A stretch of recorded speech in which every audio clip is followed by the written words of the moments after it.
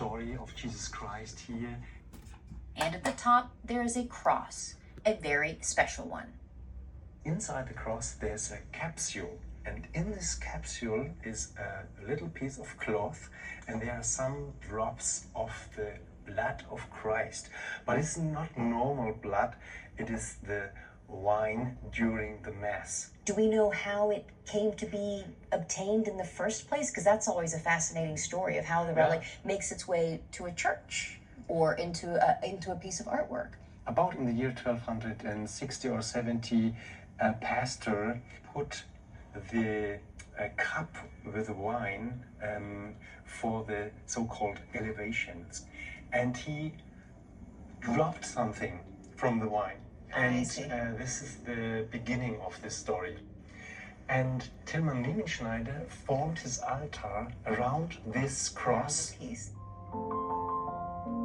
Riemenschneider carved these intricate sculptures and bas-reliefs between 1501 and 1505. What the fuck? Just look at the details on the facial expressions, and the hands, and the folds of the fabric all look so real, so soft and flowing, all carved out of wood.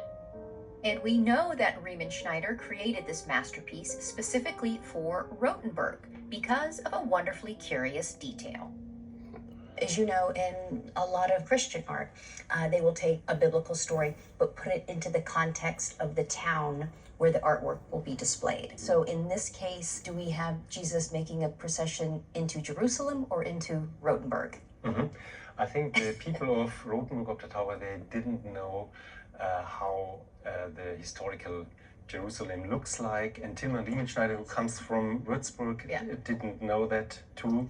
And they said Rothenburg is like a little bit like Jerusalem, so we make Jerusalem on a depiction like Rothenburg is today. And when he did, he designed his beautifully detailed work of art specifically for this location, specifically for pilgrims who would come up the stairs just like we did, so that they would see this glory towering above them. And when they did, they saw something a bit curious. In the center of the altar, we of course have a depiction of the Last Supper, but it seems to me at least that Jesus is not in the center the way he normally is. He's a little bit off to the left. Is there a reason for that? Yeah, maybe we don't know the real reason for it, but we think that the people came here in a long procession, and they had their problems, sins, or they were ill, and they came here in the same way as Judas came to Jesus Christ on the left side. I see. That's fascinating. So it's almost as if Jesus is turned this way to greet the pilgrims as they come in this way. That's incredible. And there's one more fascinating detail here that you just might miss. Look closely at this hand. It's pointing at something. On the left side, he has his hand to Judas and put his other hand, his right hand, to the altar where the elements of the Holy Supper were. And when you stay here, this disciple looks at you and your eyes. I see it. So this disciple is forever pointing at the altar below, directing the focus of all those thousands of pilgrims who have journeyed to this special sacred space for more than 500 years. Jesus Christ.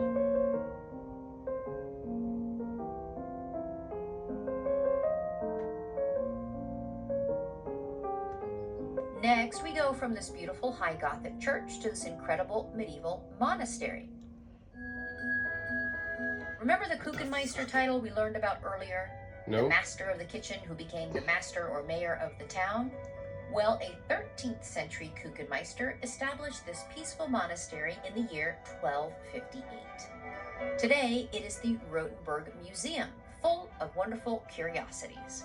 After all these centuries, miraculously, parts of its cloister are still intact, and this lovely little courtyard was once the monastery garden. And it is here that we're joined by local guide Elke Wedel, who takes us into one of the museum's highlights.